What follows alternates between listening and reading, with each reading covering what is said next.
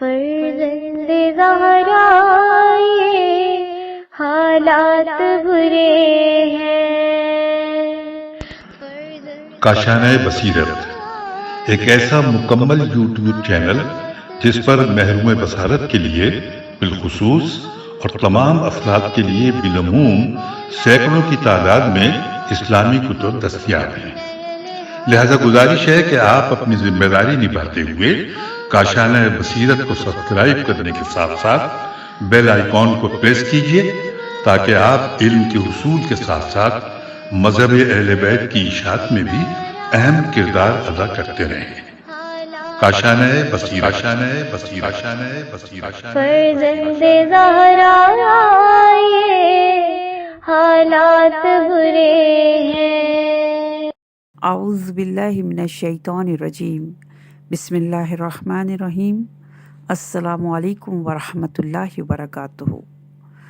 کاشانۂ بصیرت کے معزز سامعین، آپ کی خدمت میں ایک نئی اور خوبصورت کتاب کے ساتھ سیدہ طاہرہ عباس جعفری، مولانا سید افضل زیدی قمی کی کتاب شرح زیارت امین اللہ آپ کی سماعتوں کی نظر کرنے کے لیے حاضر ہوں۔ کتاب کا آغاز کرنے سے پہلے آپ کی خدمت میں زیارت امین اللہ اور اس کا ترجمہ پیش کرنا چاہوں گی۔ آئیے ابتدا کرتے ہیں۔ بسم اللہ الرحمن الرحیم۔ السلام علیک یا امین اللہ فی ارضہ وحجتہ علی عبادہ۔ السلام علیک یا امیر المؤمنین۔ اشہد انک جاہدت فی اللہ حق جہادہ وعملت بکتابہ واتبعت سنن نبیہ صلی اللہ علیہ وآلہ حتی دعاک اللہ الی جوارہ فقبضك إليه باختياره وألزم أعداءك الحجة مع ما لك من الحجج البالغة على جميع خلقه. اللهم فاجعل نفسي مطمئنة بقدرك راضية بقضائك مولعة بذكرك ودعائك محبة لصفوة أوليائك محبوبة في أرضك وسمائك صابرة على نزول بلائك شاكرة لفواضل نعمائك ذاكرة لسوابغ آلائك مشتاقة إلى فرحة لقائك متزودة التقوى ليوم جزائك مستنة بسنن أوليائك مفارقة لأخلاق أعدائك مشغولة عن الدنيا بحمدك وثنائك. اللهم إن قلوب المخبتين إليك والهة وسبل الراغبين إليك شارعة وأعلام القاصدين إليك واضحة وأفئدة العارفين منك فازعة وأصوات الداعين إليك صاعدة وأبواب الإجابة لهم مفتحة ودعوة من ناجاك مستجابة وتوبة من أناب إليك مقبولة وعبرة من بكى من خوفك مرحومة والإغاثة لمن استغاث بك موجودة والإعانة لمن استعان بك مبذولة وعداتك لعبادك منجزة وزلل من استقالك مقالة وأعمال العاملين لديك محفوظة وأرزاقك إلى الخلائق من لدنك نازلة وعوائد المزيد إليهم واصلة وذنوب المستغفرين مغفورة وحوائج خلقك عندك مقضية وجوائز السائلين عندك موفرة وعوائد المزيد متواترة وموائد المستطعمين معدة ومناهل الظماء مترعة. اللهم فاستجب دعائي واقبل ثنائي واجمع بيني وبين أوليائي بحق محمد وعلي وفاطمة والحسن والحسين إنك ولي نعمائي ومنتهى مناي وغاية رجائي في منقلبي ومثواي. أنت إلهي وسيدي ومولاي، اغفر لأوليائنا وكف عنا أعداءنا واشغلهم عن أذانا واظهر كلمة الحق واجعلها العليا وادحض كلمة الباطل واجعلها السفلى إنك على كل شيء قدير. وصلى الله على محمد وآله الطاهرين. اس وقت یہ ترجمہ مولا امیر المومنین کی خدمت میں نجف اشرف میں موجود مولا کے حرم میں پڑھنے کا شرف حاصل کر رہی ہوں. مولا قبول کریں. تمام تعریف اس خدائے بزرگ و برتر کے لیے جو تمام عالمین کا رب ہے. آپ پر سلام ہو اے خدا کی زمین میں اس کے امین اور اس کے بندوں پر اس کی حجت. سلام ہو آپ پر اے مومنوں کے سردار. میں گواہی دیتا ہوں کہ آپ نے خدا کی راہ میں جہاد کا حق ادا کیا، اس کی کتاب پر عمل کیا اور اس کے نبی کی سنتوں کی پیروی کی. خدا رحمت کرے ان پر اور ان کی آل پر. پھر خدا نے آپ کو اپنے پاس بلا لیا اپنے اختیار سے، آپ کی جان قبض کر لی اور آپ کے دشمنوں پر حجت قائم کی، جبکہ تمام مخلوق کے لیے آپ کے وجود میں بہت سی کامل حجتیں ہیں. اے اللہ، میرے نفس کو ایسا بنا کہ تیری تقدیر پر مطمئن ہو، تیرے فیصلے پر راضی و خوش رہے، تیرے ذکر کا مشتاق اور دعا میں حریص ہو، تیرے برگزیدہ دوستوں سے محبت کرنے والا، تیرے زمین اور آسمان میں محبوب و منظور ہو، تیری طرف سے مصائب کی آمد پر صبر کرنے والا ہو، تیری بہترین نعمتوں پر شکر کرنے والا ہو، تیری کثیر مہربانیوں کو یاد کرنے والا ہو، تیری ملاقات کی خوشی کا خواہ ہو، یوم جزا کے لیے تقوی کو زاد راہ بنانے والا ہو، تیرے دوستوں کے نقش قدم پر چلنے والا ہو، تیرے دشمنوں کے طور طریقوں سے متنفر اور دور اور دنیا سے بچ بچا کر تیری حمد و ثنا میں مشغول رہنے والا ہو. اے معبود، بے شک ڈرنے والوں کے قلوب تیرے لیے بے تاب ہیں، شوق رکھنے والوں کے لیے راستے کھلے ہوئے ہیں، تیرا قصد کرنے والوں کی نشانیاں واضح ہیں، معرفت رکھنے والوں کے دل تجھ سے کانپتے ہیں، تیری بارگاہ میں دعا کرنے والوں کی آوازیں بلند ہیں اور ان کے لیے دعا کی قبولیت کے دروازے کھلے ہیں. تجھ سے راز و نیاز کرنے والوں کی دعا قبول ہے، جو تیری طرف پلٹ آئے اس کی توبہ منظور و مقبول ہے. تیرے خوف میں رونے والوں کے آنسوؤں پر رحمت ہوتی ہے، جو تجھ سے فریاد کرے اس کے لیے داد رسی موجود ہے، جو تجھ سے مدد طلب کرے اس کو مدد ملتی ہے. اپنے بندوں سے کیے گئے تیرے وعدے پورے ہوتے ہیں، تیرے ہاں عذر خواہوں کی خطائیں معاف اور عمل کرنے والوں کے اعمال محفوظ ہوتے ہیں. مخلوقات کے لیے رزق و روزی تیری جانب سے ہی آتی ہے اور ان کو مزید عطائیں حاصل ہوتی ہیں. طالبان بخشش کے گناہ بخش دیے جاتے ہیں، ساری مخلوق کی حاجتیں تیرے ہاں سے پوری ہوتی ہیں.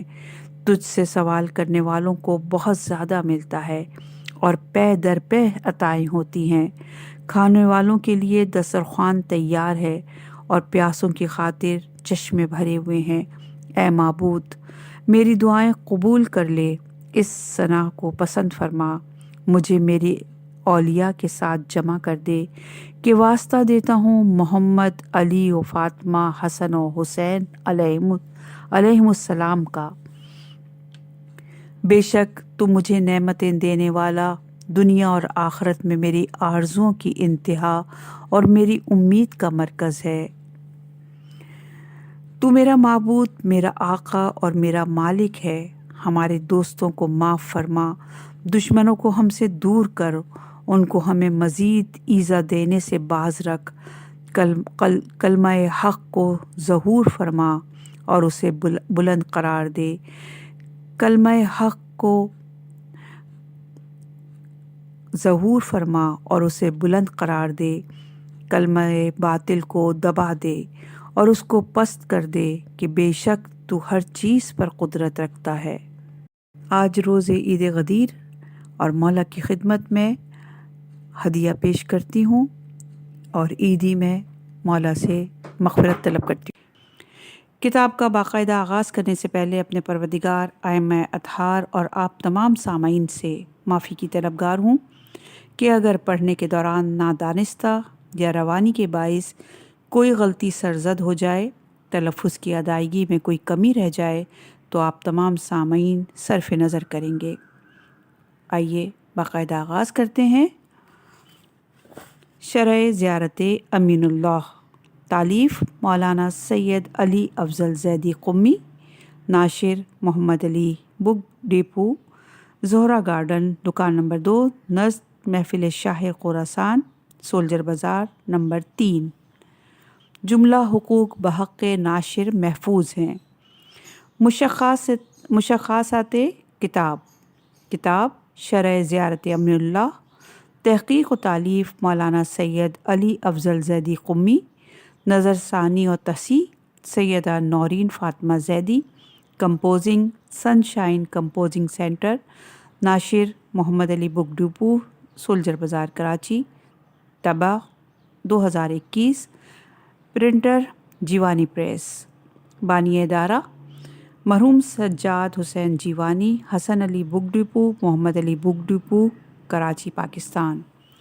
انتساب مؤلف کی جانب سے، اس کتاب کو امام زین العابدین علیہ السلام کی بارگاہ اقدس میں ہدیہ پیش کرتا ہوں، اور تمام شہداء، صدیقین، صالحین، علامہ کرام اور کل مومنین و مومنات، خصوصاً اپنے والدین کی ارواح کو اس کا جتنا ثواب حاصل ہو پہنچے، آمین۔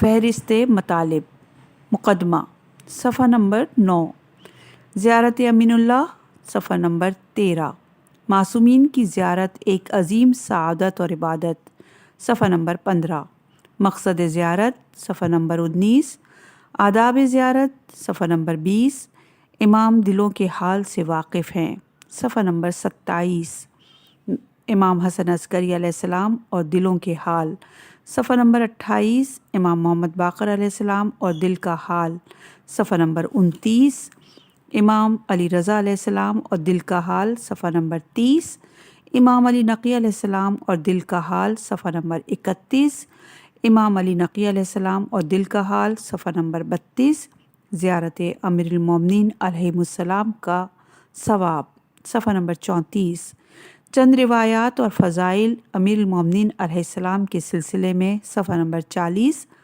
زیارت امین اللہ کے جملات کی شرح، صفحہ نمبر 52، سلام کی ابتدا کب سے ہوئی، صفحہ نمبر 53، عدالت علی علیہ السلام، صفحہ نمبر 54، قرآن اور امانت، صفحہ نمبر 55، روایات امانت، صفحہ نمبر 59، مولا علی علیہ السلام اور بیت المال، صفحہ نمبر 61، امام صادق علیہ السلام اور امانت داری، صفحہ نمبر 62، امانت کے متعلق مولا علی علیہ السلام کی قضاوت، صفحہ نمبر 62، رسول خدا صلی اللہ علیہ وآلہ وسلم کے بعد علی علیہ السلام حجت خدا ہیں، صفحہ نمبر 68، لاشی کیا ہے، صفحہ نمبر 71، سورج کا علی علیہ السلام کو حجت خدا کہہ کر جواب دینا، صفحہ نمبر 72، سمندر کا حجت خدا کہہ کر جواب دینا، صفحہ نمبر 74،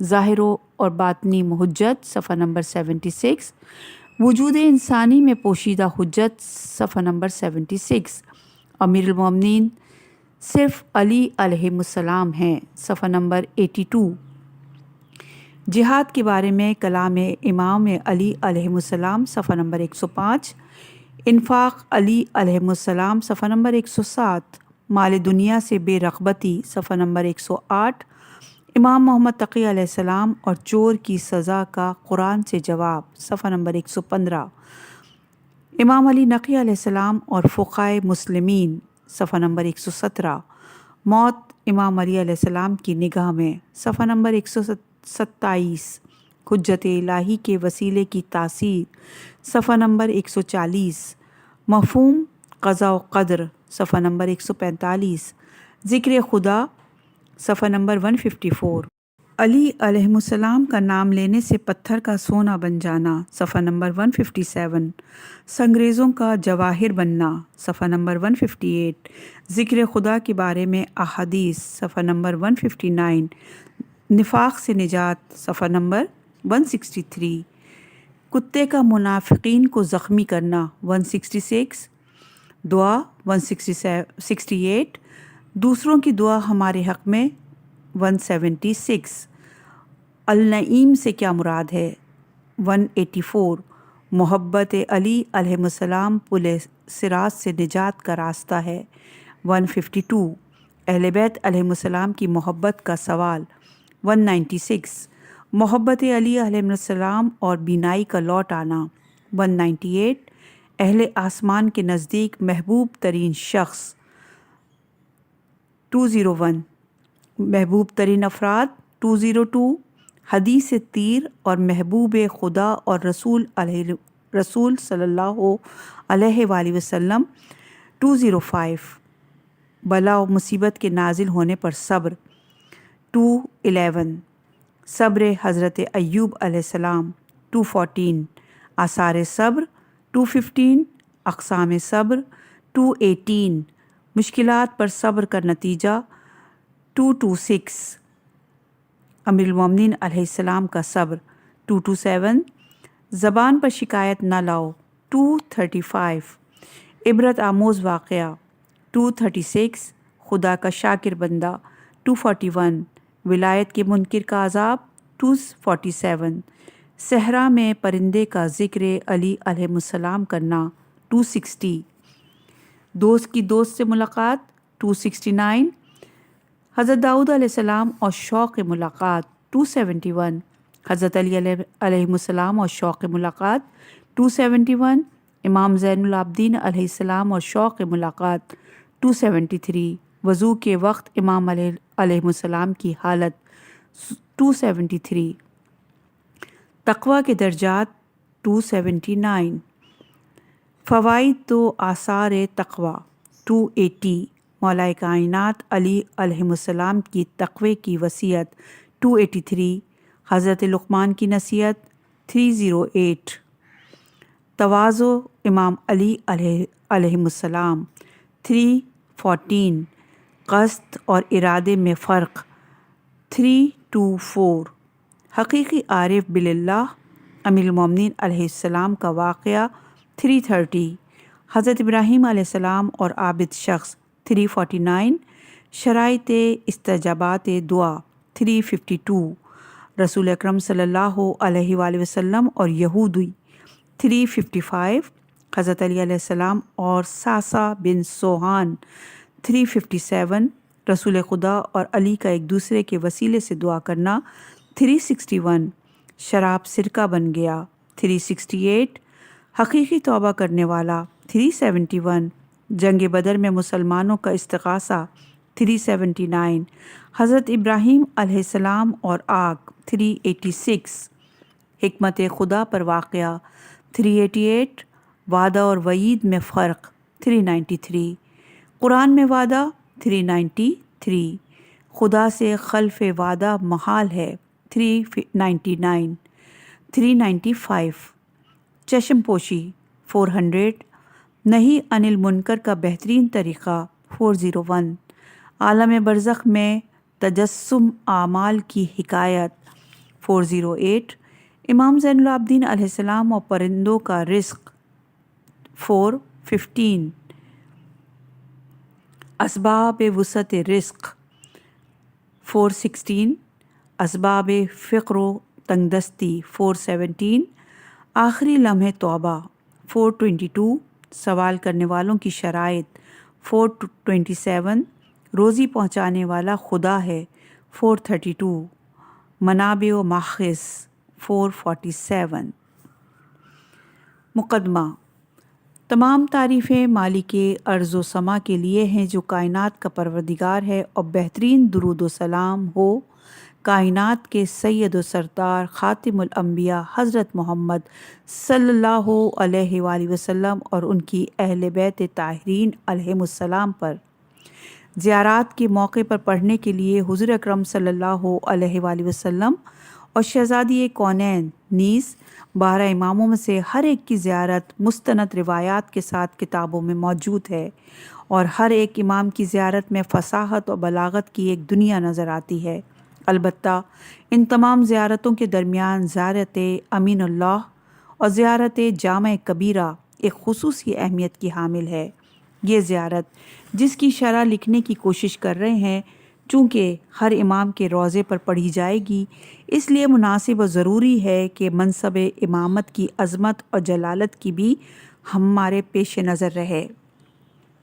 زیارت امین اللہ کے بارے میں محدث خبیر السقۃ المحدثین مرحوم آقائے حاج شیخ عباس قمی تابصرہ نے مفاتح الجنہ میں لکھا ہے کہ یہ زیارت جو امین اللہ سے مشہور ہے نہایت معتبر ہے اور تمام کتب مزار اور مصابیح میں نقل ہوئی ہے، اور علامہ مجلسی سے نے فرمایا ہے کہ یہ متن اور سند کے اعتبار سے بہترین زیارت ہے اور تمام روزوں میں اس کی پابندی کرنی چاہیے، اور اس کی کیفیت ایسی ہے معتبر سندوں کے ساتھ جابر سے، اور انہوں نے امام محمد باقر علیہ السلام سے، اور انہوں نے امام زین العابدین علیہ السلام سے زیارت امیر المومنین علیہ السلام کو نقل کیا ہے۔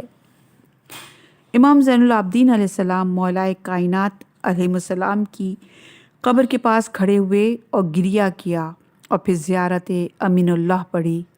سقاوۃ المحدثین شیخ عباس قمی لکھتے ہیں، اس زیارت کے بعد امام محمد باقر علیہ السلام نے فرمایا، ہمارے شیوعوں میں سے جو بھی زیارت و دعا کو قبر امیر المومنین علیہ السلام کے پاس پڑھے یا ائمہ طاہرین علیہ السلام میں سے کسی کے قبر کے پاس پڑھے تو اللہ تعالیٰ زیارت اور دعا کو اس کے نامہ اعمال میں نور سے درج کرے گا، اور اس پر پیغمبر اکرم صلی اللہ علیہ وآلہ وسلم کی مہر ہوگی، اور وہ اس طرح محفوظ رہے گا کہ اسے امام زمانہ کے حوالے کر دیا جائے گا، اور وہ اس عمل کرنے والے کا استقبال کریں گے بشارت اور تحیت اور اکرام کے ساتھ انشاءاللہ۔ ہماری کوشش ہے کہ اس زیارت امین اللہ کے ہر ایک جملے کی مختصر اور مفید شرح اپنی کم علمی کا اظہار کرتے ہوئے بیان کریں۔ ویسے ہم میں اتنی ہمت و قوت کہاں کہ معصوم کی لسان سے نکلے ہوئے الفاظ کی شرح کر سکیں، معصوم ہی اس کی حقیقی شرح بیان کر سکتے ہیں۔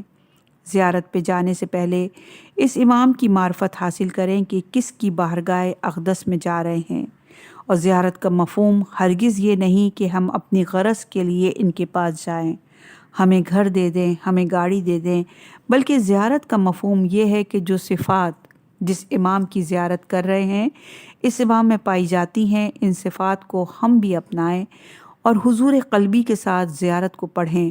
اور زیارت در حقیقت ایک شناس نامہ اور شناختی کارڈ ہوتا ہے امام کی معرفت حاصل کرنے کا۔ جب ایک امام دوسرے کی امام کی زیارت کو نقل کر رہا ہے اور ایسے کلمات کا انتخاب کر رہا ہے جس کے مفاہیم اعلیٰ ہیں، کلام امام اور رہنمائے کلام ہوتا ہے۔ در حقیقت امام معصوم دوسرے امام کی ہمیں معرفت حاصل کروا رہا ہوتا ہے کہ پہچانو کہ کس کی بارگاہ اقدس میں تمہیں شرف زیارت ملا ہے۔ زیارت امین اللہ معرفت علی ابن ابی طالب علیہ السلام کا ایک دریچہ ہے۔ دوسری اور زیارات بھی ہیں، لیکن ہم اس کتاب میں زیارت امین اللہ کی شرح قلب بند کرنے کی کوشش کر رہے ہیں۔ اس زیارت میں پہلے کچھ فقرات زیارت کے ہیں، اس کے بعد کچھ فقرات دعا کے ہیں۔ ہم انشاءاللہ کوشش کریں گے کہ ایک ایک فقرے کی توضیح مختصر بیان کریں تاکہ اہل مطالعہ اور محبین اہل بیت کے علم میں اضافے کا سبب بنے۔ توجہ، زیارت پہ جانے سے پہلے زیارات کے آداب اور اذن و دخول کا ضرور خیال رکھیں اور احکام نماز کے قصر اور تمام ہونے کو سیکھ لیں۔ اللہ تعالیٰ سے دعا ہے کہ ہمیں ہر امام کی معرفت عطا فرمائے اور اس سعی اور کوشش کو اپنی بارگاہ میں شرف قبولیت عطا فرمائے۔ جن افراد نے اس کتاب کو چھاپنے اور کسی بھی قسم کا ہمارے ساتھ تعاون کیا ہے اس کو قبول و منظور فرمائے اور ان کے اور ہمارے مرحومین اور والدین کی مغفرت فرمائے۔ التماس دعا سید علی افضل زیدی قمی، قم المقدس ایران، 21 نومبر 2019 بروز جمعرات۔ اگلے صفحے پر زیارت امین اللہ ہے جو ہم نے شرف حاصل کیا امیر المومنین علیہ السلام کے حرم مبارک میں پڑھنے کا۔ صفحہ نمبر ہے 15۔ معصوم کی زیارت ایک عظیم سعادت اور عبادت۔ خاصان خدا سے ملاقات بڑی اہمیت کی حامل ہے اور ان کی زیارت بھی خوش نصیب ہیں وہ افراد جنہوں نے ان سے ملاقات بھی کی اور ان کی زیارت بھی۔ روایات میں زیارت کی بہت فضیلت لسان معصومین علیہ السلام سے بیان ہوئی ہے۔ امام علی رضا علیہ السلام نے فرمایا، بے شک ہر امام کی ایک ذمہ داری اپنے چاہنے والوں اور شیعوں کی گردن پر ہے، اور اس ذمہ داری کے ساتھ وفا اور اس کی عمدہ ادائیگی کا طریقہ یہ ہے کہ ان کی قبروں کی زیارت کی جائے۔ پس جو شخص شوق اور رغبت کے ساتھ ان کی قبروں کی زیارت کرے گا اور جس زیارت کی ان حضرات نے ترغیب دلائی ہے اس کی تصدیق کرے گا تو ائمہ طاہرین علیہ السلام قیامت کے دن ان کی شفاعت کریں گے۔ زید شاہام نے امام جعفر صادق علیہ السلام سے روایت کی، جو شخص آپ ائمہ طاہرین علیہ السلام سے کسی ایک کی زیارت کرے تو اس کی فضیلت کیا ہے؟ امام علیہ السلام نے فرمایا، وہ شخص ایسا ہی ہے گویا اس نے رسول خدا صلی اللہ علیہ وآلہ وسلم کی زیارت کی ہو۔ امام موسی کاظم علیہ السلام نے فرمایا، صفحہ نمبر ہے 16، جب قیامت کا دن ہوگا تو عرش الہی پر اولین میں سے 4 اشخاص اور آخرین میں سے 4 افراد جلوہ افروز ہوں گے۔ اولین میں سے حضرت نوح، حضرت ابراہیم، حضرت موسیٰ، حضرت عیسیٰ، اور آخرین میں سے حضرت محمد مصطفیٰ صلی اللہ علیہ وآلہ وسلم، حضرت علی علیہ السلام، امام حسن علیہ السلام اور امام حسین علیہ السلام ہوں گے۔ پھر کھانے کے لیے دسترخوان بچھایا جائے گا، اس پر ہمارے ساتھ وہ لوگ بیٹھیں گے جنہوں نے ائمہ کی قبروں کی زیارت کی ہوگی۔ رسول خدا صلی اللہ علیہ وآلہ وسلم نے فرمایا، جو شخص میری زیارت کرے یا میری اولادوں میں سے کسی ایک کی زیارت کرے تو قیامت کے روز میں اس سے ملاقات کروں گا اور اسے وہاں کی ہولناکیوں سے بچاؤں گا۔ صفحہ نمبر ہے 17۔ عبد الرحمن بن مسلم کی روایت ہے کہ امام صادق علیہ السلام نے فرمایا، جو شخص ہمارے دنیا سے جانے کے بعد ہماری زیارت کرے گا گویا وہ ایسا ہے جیسے اس نے ہماری زندگی میں ہم سے ملاقات کی، اور جس نے ہمارے دشمنوں سے جہاد کیا اس نے گویا ہمارے ساتھ رہ کر جہاد کیا، اور جس نے ہمارے چاہنے والوں سے محبت کی اس نے گویا ہم سے محبت کی، اور جس نے کسی مومن کو خوش کیا اس نے ہمیں خوش کیا، اور جس نے ہماری کسی حاجت مند کی مدد کی اس کا صلہ یعنی اجر ہمارے جد حضرت محمد صلی اللہ علیہ وآلہ وسلم عطا کریں گے۔ رسول خدا صلی اللہ علیہ وآلہ وسلم نے فرمایا، اے علی، جو کوئی میری زندگی میں میری زیارت کرے یا میری رحلت کے بعد میری زیارت کرے، اور تمہاری زندگی میں تمہاری زیارت کرے یا تمہاری رحلت کے بعد تمہاری زیارت کرے، اور تمہارے بیٹوں کی ان کی زندگی میں زیارت کرے یا ان کی رحلت کے بعد ان کی زیارت کرے، تو میں ضمانت دیتا ہوں کہ قیامت کے روز میں اسے قیامت کی سختیوں اور ہولناکیوں سے بچاؤں گا، یہاں تک کہ اسے اپنے ساتھ اس مقام تک لے آؤں گا جہاں میں ہوں گا۔ امام حسین علیہ السلام نے رسول خدا صلی اللہ علیہ وآلہ وسلم سے دریافت کیا، اے نانا جان، اس شخص کا کیا مرتبہ ہے جو آپ کی زیارت کرے؟ بس رسول خدا صلی اللہ علیہ وآلہ وسلم نے فرمایا، جو کوئی میری زندگی یا میری رحلت کے بعد میری زیارت کرے یا آپ کے بابا علی کی زیارت کرے یا آپ کے بھائی حسن کی زیارت کرے یا تمہاری یعنی امام حسین کی زیارت کرے تو اس کا حق مجھ پر یہ ہے کہ میں اس کی قیامت میں زیارت کروں اور اسے اس کے گناہوں سے خلاصی دلواؤں۔ یہ ہم نے چند روایات کو نقل کیا ہے تاکہ ہمیں کچھ معلومات ہو جائے کہ زیارت ایک عظیم عبادت و سعادت ہے جس کے ظاہری اور معنوی دونوں فائدے ہیں۔ یہ ائمہ طاہرین علیہ السلام کی زیارت در حقیقت ہمارے لیے ایک معنوی رزق ہے۔ ان کے فوائد و آثار زندگی میں بھی ہم دیکھ سکتے ہیں اور مرنے کے بعد تو یقیناً ہمیں ملیں گے، جیسا کہ چند روایات کو ہم نے ذکر کیا۔ تفصیل سے روایات اہل مطالعہ حضرات بہار الانوار، کامل زیارات، المزار، وسائل شیعہ اور دیگر کتب کی طرف رجوع کر سکتے ہیں۔ مقصد زیارت، صفحہ نمبر ہے 19۔ زائر امام کا زیارت کا مقصد اور ہدف در حقیقت خدا ہوتا ہے، لیکن خدا تک جانا ولایت کے سائے میں ہے، کیونکہ خدا کے تقرب کا ذریعہ یہی ہستیاں ہیں، کیونکہ یہی صراط مستقیم ہے۔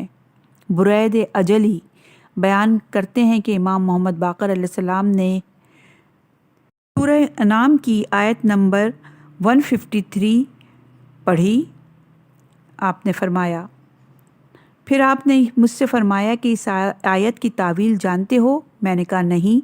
آپ نے فرمایا تو سنو، صراط مستقیمہ یعنی میرا سیدھا راستہ سے مراد علی اور اوصیہ کی ولایت مراد ہے۔ فاتبعوہ، تم اس کی پیروی کرو سے مراد یہ ہے کہ تم علی کی پیروی کرو۔ ولا تتبعوا سبل فتفرق بکم عن سبیلی، اور دوسرے راہوں کی پیروی نہ کرو ورنہ خدا کے راستے سے بھٹک جاؤ گے سے مراد یہ ہے کہ حضرت علی علیہ السلام کی سیاسی رقیبوں کی ولایت اختیار نہ کرو ورنہ تم علی کی راہ سے بھٹک جاؤ گے۔ باسائر الدرجات میں ابو حمزہ صومالی سے منقول ہے کہ میں نے امام جعفر صادق علیہ السلام سے اس آیت کا مفہوم دریافت کیا تو آپ نے فرمایا، خدا کی قسم علی ہی صراط مستقیم اور میزان ہیں۔ اور یہ روایت موجود ہے تفسیر نور الثقلین کی جلد نمبر 1 صفحہ نمبر 778 پر۔ یہی جب خدا کے راستے ہیں اور سارے ان کے ہی بتائے ہوئے راستے خدا کی طرف انسانوں کو لے جاتے ہیں۔ خود زیارت امین اللہ کے ترجمے کو غور سے پڑھیں تو پتہ چلتا ہے کہ امام زین العابدین علیہ السلام نے پہلے مولائے کائنات علیہ السلام پر سلام کیا اور ان کی عظمت و بلندی اور عالی مرتبے کو بیان کیا، پھر اللہم کے ذریعے خدا سے دعا کی اور ہمیں یہ سبق دیا کہ یہی وہ راستہ ہے جو تم کو خدا تک لے کر جا سکتا ہے۔ جس نے بھی محمد اور آل محمد علیہ السلام کے علاوہ کوئی دوسرا راستہ اختیار کیا یقیناً وہ گمراہ ہوا۔ پس زائر کو چاہیے کہ زیارات کے آداب اور زیارات کے جملات کی طرف توجہ دے تاکہ ائمہ علیہ السلام کی معرفت حاصل ہو جائے۔ ہم یہاں پر چند ایک آداب کا ذکر کر رہے ہیں۔ صفحہ نمبر ہے 20، آداب زیارت۔ نمبر 1، سفر زیارت کے لیے نکلنے سے پہلے غسل کرنا تاکہ صاف اور شفاف جسم کے ساتھ روضہ اقدس پر حاضری دیں۔ نمبر 2، امام کی زیارت کے لیے غسل کرنا۔ نمبر 3، دوران سفر ہر قسم کی بیہودہ لغو گفتگو، لڑائی جھگڑے سے پرہیز کرنا، زبان پر صرف کلمہ خیر جاری رکھنا۔ نمبر 4، پاک و پاکیزہ لباس پہننا، اگر لباس کا رنگ سفید ہو تو زیادہ بہتر ہے۔ حضور اکرم صلی اللہ علیہ وآلہ وسلم کو سفید لباس پسند تھا۔ نمبر 5، خوشبو کا استعمال، سوائے اس کے کہ کربلا میں امام حسین علیہ السلام کے روضہ اقدس پر حاضری دے رہے ہوں تو اس صورت میں رنج و غم میں ڈوبا رہنا زیادہ بہتر ہے۔ نمبر 6، حدث سے اکبر اور اصغر سے پاک ہونا غسل و وضو کے ساتھ۔ نمبر 7، حرم مطہر کی طرف جاتے ہوئے چھوٹے چھوٹے قدم اٹھانا اور نہایت سکون و وقار کے ساتھ آگے بڑھنا۔ نمبر 8، حرم مقدس میں داخل ہوتے وقت پروردگار عالم کے ذکر، حمد و ثنا اور تسبیح و تحلیل میں مصروف رہنا اور حضرت محمد صلی اللہ علیہ وآلہ وسلم پر درود بھیجنا۔ نمبر 9، حرم مقدس کے دروازے پہ کھڑے ہو کر اندر داخل ہونے کی اجازت طلب کرنا یعنی اذن دخول پڑھنا۔ رقت قلب کے حصول کے لیے خضوع اور خشوع کے ساتھ اللہ کی عظمت کا تصور کرنا اور صاحب قبر کی عظمت و منزلت اور جلالت کا تصور کرنا اور یہ سمجھے کہ وہ بزرگوار اسے کھڑا دیکھ رہے ہیں اور اس کے کلام کو سن رہے ہیں اور اس کے سلام کا جواب دے رہے ہیں۔ چنانچہ ان سب باتوں کی گواہی دیتا ہے اذن دخول پڑھنے کے وقت، اور پھر اس محبت اور لطف میں تدبر کرے جو وہ اپنے شیعوں اور زائروں کے ساتھ کرتے ہیں، اور پھر اپنے حال کی خرابی کے بارے میں غور کرے اور جو مخالفتیں ان کی ہیں اور ان کے بہت سے احکام کو نہیں سنا ہے اور جو اذیتیں اور تکلیفیں ان کو یا ان کے شیعوں کو یا دوستوں کو اس سے پہنچی ہیں کہ در حقیقت وہ انہی کو اذیت دینا ہے۔ واقعاً جب یہ سارے تصورات لے کر زائر حرم مطہر کے دروازے پر کھڑا ہوگا تو دل خوف زدہ ہوگا، آنکھوں سے آنسو جاری ہوں گے، رقت قلب ہوگا، اپنی غلطیوں اور کوتاہیوں کا احساس اور امام معصوم کی عظمت کا خیال آئے گا اور ان کا لطف و کرم یقیناً ہمارے شامل حال ہوگا۔ مناسب معلوم ہوتا ہے کہ ایک روایت جسے علامہ مجلسی نے بہار میں عیون معجزات سے نقل کیا ہے یہاں بیان کروں، اور وہ روایت اس طرح ہے کہ ایک بار ابراہیم جمال نے علی بن یقطین وزیر ہارون سے ملنا چاہا۔ ابراہیم ساربان تھے اور علی بن یقطین وزیر ہارون رشید تھے۔ ظاہری شان و شوکت ابراہیم جمال کی ایسی نہ تھی کہ علی بن یقطین کے دربار میں حاضر ہوں۔ انہیں کسی نے جانے نہیں دیا۔ اتفاق سے اسی سال علی بن یقطین حج کے لیے گئے۔ مدینے میں امام موسیٰ کاظم علیہ السلام کی خدمت میں حاضر ہونا چاہا، کسی نے انہیں نہ جانے دیا۔ دوسرے روز گھر کے باہر علی بن یقطین نے امام علیہ السلام سے ملاقات کی اور عرض کی، مولا میرا کیا گناہ ہے کہ مجھ کو نہ جانے دیا گیا؟ آپ نے فرمایا، اس کی وجہ یہ ہے کہ تم نے بھی اپنے بھائی ابراہیم جمال کو نہیں جانے دیا تھا، تو خدا نے بھی انکار کر دیا کہ تمہاری کوشش کو قبول کرے، مگر یہ کہ ابراہیم تم کو معاف کر دے۔ علی بن یقطین نے کہا، اے میرے مولا و سید و سردار، میں اس وقت ابراہیم سے کس طرح ملاقات کر سکتا ہوں؟ میں مدینے میں ہوں اور وہ کوفہ میں ہے۔ آپ نے فرمایا، جب رات ہو جائے تو تم بقیع میں جانا، کسی کو اس بات کی خبر نہیں ہونی چاہیے۔ جب تم بقیع پہنچو گے تو وہیں پر تم کو زین سے آراستہ ایک اونٹ دکھائی دے گا، اس پر سوار ہو جانا اور کوفے چلے جانا۔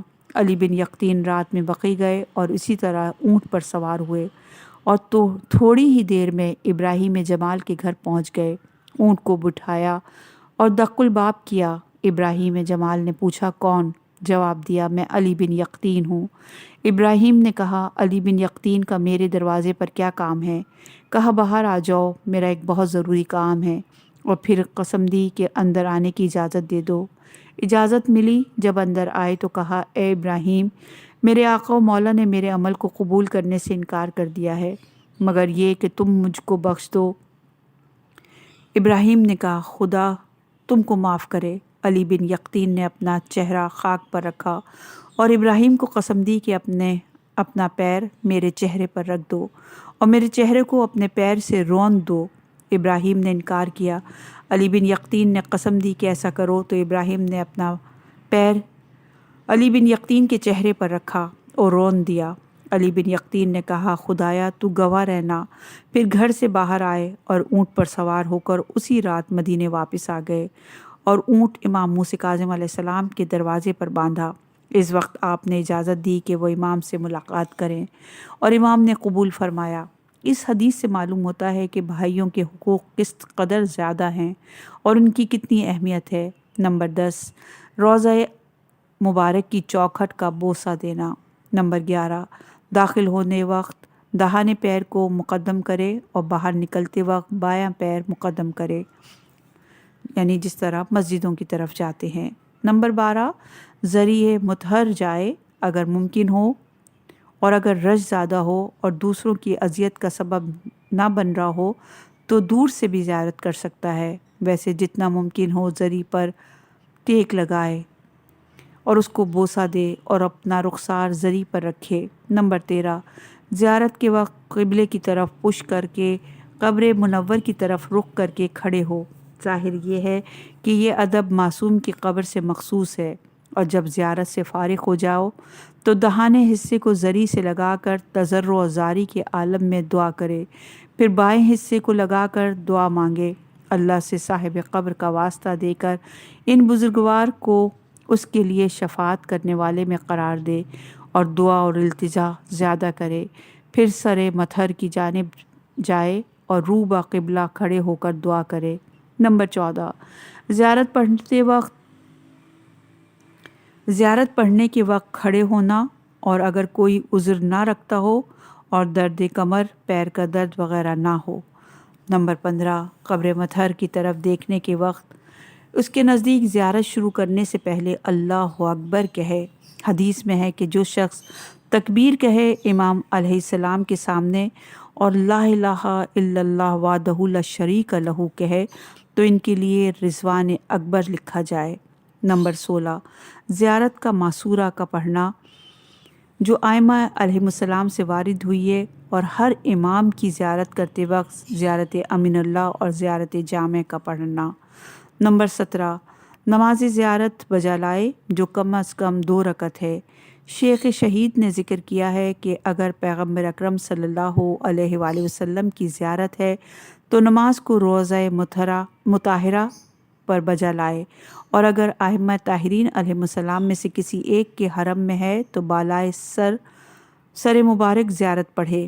نمبر 18 پہلی زیارت میں سورہ حمد کے بعد سورہ یاسین پڑھے، دوسری رکعت میں سورہ حمد کے بعد سورہ رحمان پڑھے۔ جس امام کی زیارت کے لیے گئے ہیں اگر اس زیارت کے لیے کوئی مخصوص کیفیت ذکر ہوئی ہے تو اسی کو پڑھے، اور نماز زیارت کے بعد دعا وارد ہوئی ہے وہ بھی پڑھے، اور اس کے بعد دل میں جو بھی دین اور دنیا کی حاجتوں میں سے دعا کرنا چاہے اپنے اور تمام مومنین و مومنات کے لیے وہ دعائیں کرے، کیونکہ یہ قبولیت کے نزدیک ہے۔ نمبر 19 حرم مطہر میں اگر داخل ہو گیا ہے اور نماز سے جماعت ہو رہی ہے تو پہلے نماز جماعت پڑھے، اس کے بعد زیارت کرے، اور اگر نماز کا وقت نہیں ہے یا نماز جماعت قائم نہیں ہے تو پہلے زیارت پڑھے، اس کے بعد نماز پڑھے۔ نمبر 20 حرم مطہر میں زیارت و نماز زیارت وغیرہ سے فارغ ہونے کے بعد قرآن مجید کی زیادہ سے زیادہ تلاوت کرے اور اس کا ثواب صاحب قبر کو پہنچائے۔ نمبر 21 ان مقدس مقامات پر نامناسبت اور بیہودہ باتوں سے اجتناب کرے۔ نمبر 22 زیارت پڑھتے وقت اپنی آواز کو زیادہ بلند نہ کرے۔ نمبر 23 امام علیہ السلام کو وداع کرنا معصورہ یا غیر معصورہ دعاؤں کے ساتھ۔ نمبر 24 گناہوں سے توبہ و استغفار کرنا اور اپنی حالت کردار اور گفتار کو بہتر بنانا تاکہ زیارت کے قبل و بعد کے تمام حالات میں فرق ہو۔ اسی لیے کہا جاتا ہے کہ زائر کے 2 رخ ہیں، ایک زیارت سے پہلے اور دوسرا زیارت کے بعد۔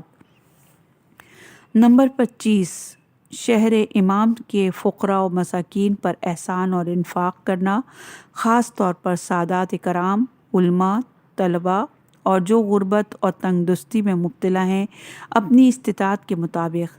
نمبر 26 مناسب یہ ہے کہ جب زائرین زیادہ ہوں تو جو لوگ زری کے پاس پہلے پہنچے ہوں انہیں زیارت سے جلدی فارغ ہونا چاہیے تاکہ دوسرے لوگ ان کی تقرب زری سے فائز ہو سکیں۔ یہ خلاصہ ہے ان آداب کا جن کے بارے میں تاکید کی گئی ہے کہ زائر جس امام کے روضے پر بھی حاضری دے ان آداب کا خاص خیال رکھے۔ البتہ سرکار سید الشہداء امام حسین علیہ السلام کی زیارت کا شرف حاصل کرنے والے مومن پر کچھ اور بھی آداب ہیں، ان کا خیال رکھنا ضروری ہے۔